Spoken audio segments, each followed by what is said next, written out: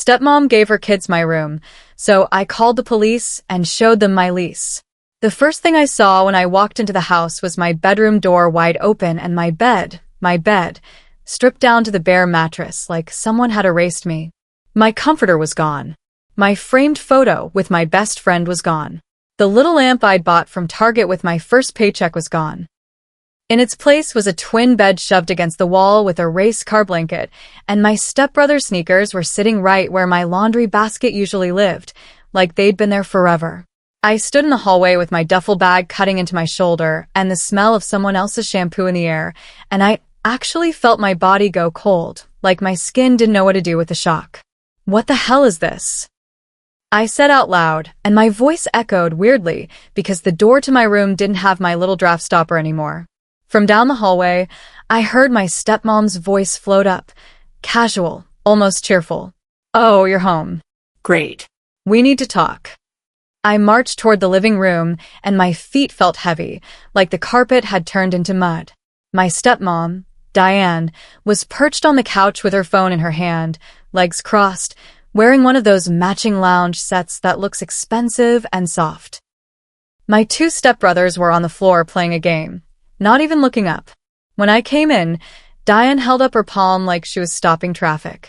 "Don't start yelling," she said immediately, in that calm parent voice that makes you sound unhinged by default. I could feel my heartbeat in my throat.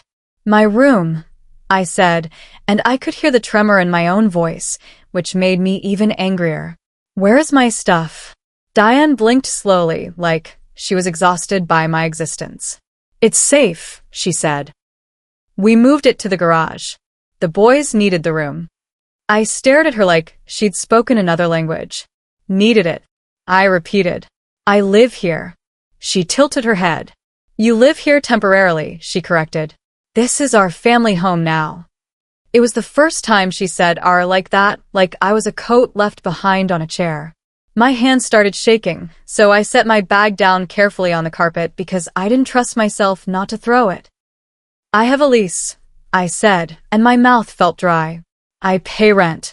"You can't just..." Diane laughed once. Not a happy laugh, more like a little scoff. "Emily," she said, "be serious. A lease with your father? That was before things changed. You're 22. It's time to figure it out." I looked past her and saw my dad standing in the kitchen doorway, half hidden, one hand on the counter like he needed support. He didn't meet my eyes. That made my stomach turn harder than anything Diane said. "Dad," I said, and my voice cracked on the word. "Did you know she did this?" He flinched, like I'd raised my hand. He muttered. "Just, let's not do this right now." Diane's lips pressed into a tight smile. "See," she said softly. "Let's be adults." Something in me snapped quiet instead of loud. "Okay," I said, and I heard how steady I sounded. "Adult it is." I walked out of the living room and into the entryway, pulled my phone from my pocket, and dialed the non-emergency police line with fingers that felt numb. Diane's voice followed me, sharper now. "What are you doing?" I didn't answer. I could hear my stepbrothers pausing their game, the plastic buttons clicking, their whispers. My dad said my name again, like a warning. I leaned against the wall and watched my own hand shake as I held the phone to my ear. When the dispatcher answered, I said, "Hi. I need an officer to come to my address. I'm a tenant, and I believe I've been illegally locked out of my rented room, and my belongings have been removed without notice." Diane's footsteps came fast behind me. "Emily," she hissed, "hang up the phone." I didn't. It was a Thursday night, and I had come home early from a double shift at the restaurant because my manager cut me loose when it slowed down.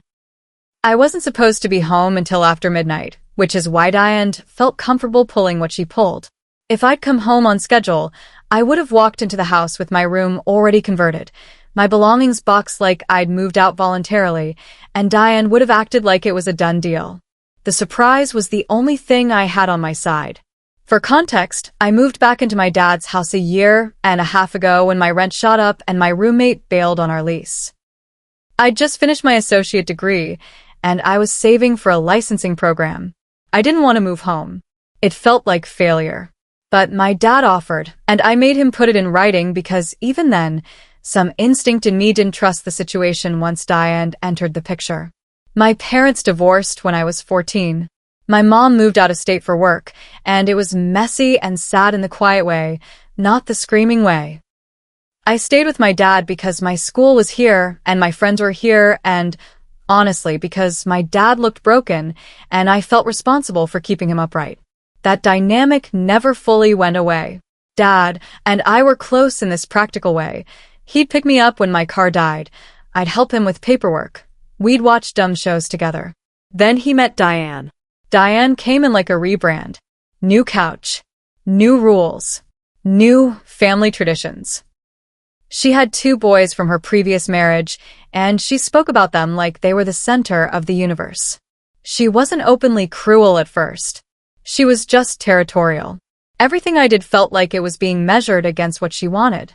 If I left a mug in the sink, she'd sigh loudly and say, "In this house we clean up after ourselves."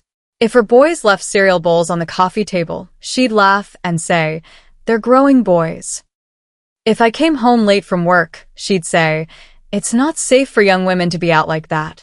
If her boys stayed out late, she'd say, "They need freedom." When I moved back, Dad and I agreed. I'd pay a flat amount each month, cover my own groceries, and the bedroom at the end of the hall was mine. We typed it up. Dad signed. I signed. It wasn't fancy, but it was clear. I kept a scanned copy in my email because I'm the kind of person who has learned that where family can turn into "you have no rights" the second someone gets angry. Diane hated that. She tried to play it off like a joke at first. "Look at you with your little contract," but her eyes were sharp when she said it.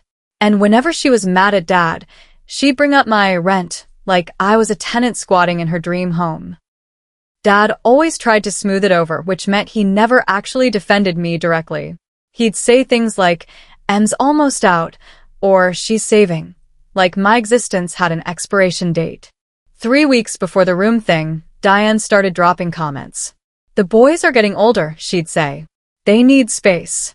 She started pushing the idea that the boys should get their own rooms, which meant I'd have to move to the smaller office downstairs. The one with no closet and a thin door that doesn't latch properly. I said no. Calmly. Firmly. "I pay for my room," I'd remind her. "If you want to renegotiate, we can talk, but you can't just move me." She'd smile and say, "We'll see." Apparently, she decided "we'll see" meant I'll do it when she's not here. So that night, after I called the police, Diane's mask slipped. "You're humiliating us," she hissed, voice low so her boys couldn't hear. "Do you know how this looks?" "How it looks?"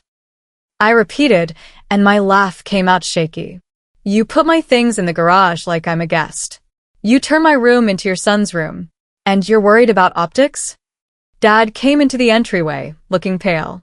"Emily," he said quietly, "please don't involve the police." "Then stop letting her involve my life like this," I shot back.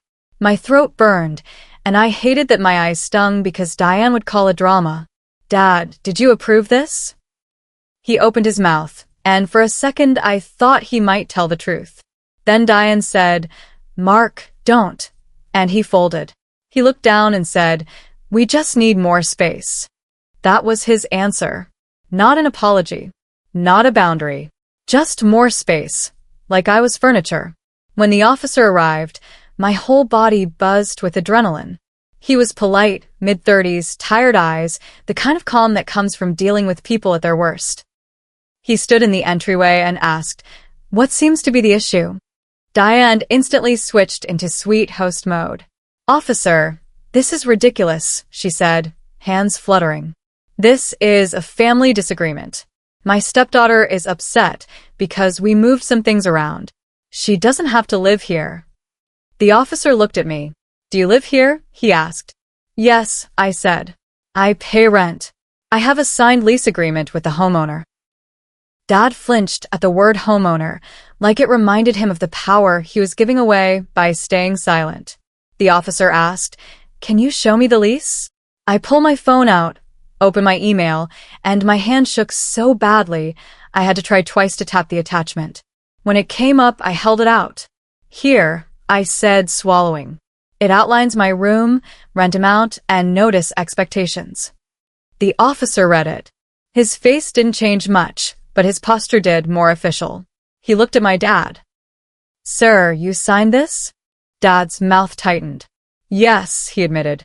The officer nodded slowly. Ma'am, he said to Diane, if she is a tenant, you can't remove her belongings or change her access without proper notice. That becomes a civil matter, potentially an illegal eviction depending on local statutes. Diane's face tightened. This is my house, she snapped, and then caught herself. Our house, she corrected, glancing at Dad like he'd back her up. The officer didn't argue with her. He just looked at Dad again. Who owns the property? He asked. Dad swallowed. I do, he said. And she pays rent to you? The officer clarified. Dad nodded once, miserably. The officer turned back to me. Do you have access to your room? He asked. No, I said. My things are in the garage. My room has been reassigned. The officer exhaled. All right, he said. Here's what we can do tonight.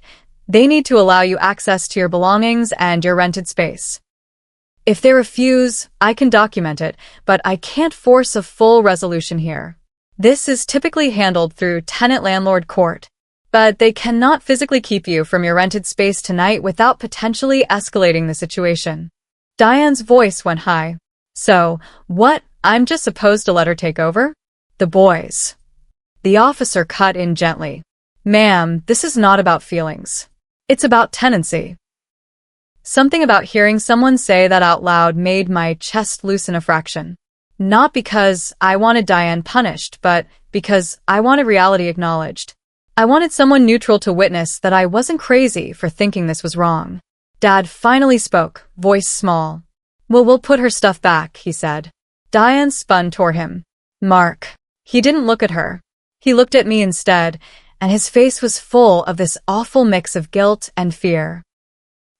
He said quietly, can we talk without all this? I stared at him. We did talk, I said. For weeks. You just didn't listen until someone with a badge stood in the hallway. That night, my dad and I carried my boxes back into my room while Diane stood in the doorway with her arms crossed like she was supervising an enemy. Her boys watched from the living room, confused and uncomfortable. I tried not to look at them too much because they weren't the architects of this. They were just kids in the middle. But it still hurt, seeing their stuff in my space like my life had been overwritten. After the officer left, Diane cornered me in the kitchen and said, venomously, you're going to regret making this a legal thing. I looked at her and felt strangely calm. It already is a legal thing, I said. You just wanted it to be a secret thing. I slept with my door locked that night, which is a sentence I hate having to write about my dad's house. The next morning, Dad asked me to sit down. Diane wasn't there. She'd taken the boys to school, probably to cool off and also to create a narrative without me present. Dad's hands shook slightly as he held his coffee mug. I didn't think she'd actually do it, he said. I stared at him. You let her think she could, I replied. That's the same thing. He rubbed his forehead. I'm trying to keep everyone happy, he said. And you keep choosing me as the sacrifice, I said, quietly, because saying it any louder would make it feel like a fight instead of the truth. I gave him notice that day. Not dramatic, not a threat, just a decision. I told him I'd be out in 30 days. I also told him, in writing, that my rent would stop the day I left and that any further interference with my tenancy before then would be documented. He looked like I'd punched him, but I couldn't keep living in a place where my stability depended on whether Diane felt like making space that week.